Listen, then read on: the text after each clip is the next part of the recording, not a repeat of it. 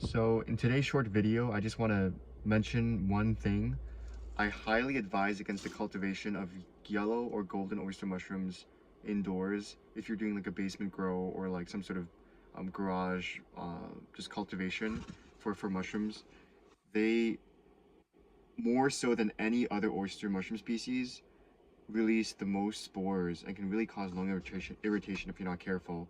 So I don't know why people didn't talk about this more or mention this at all when I was first doing my research about oyster mushrooms. I knew that oyster mushrooms in particular spored more than other mushrooms, but I didn't know to what extent the golden oyster mushroom or the yellow oyster mushroom really just produces the most amount of spores out of all the oyster mushrooms.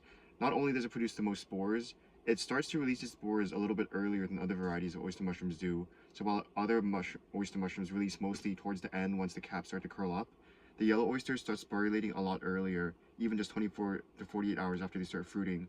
And if you see this kind of dense lilac, sort of pinkish hue dust all over your fans and equipment, then that is from the yellow oysters, and I would just really caution um, against growing them in large volumes in a small area, like in your basement or in your home.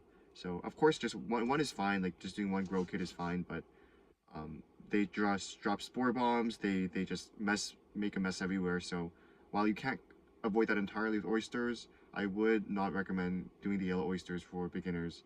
Do like the Italian oysters, which are a little bit better, although they are heavy sporulators if you mistime them as well. Italian, but by Italian I mean the Phoenix or pleurotus pulmonarius. Um, yeah, and that's just my warning to you other fellow cultivators.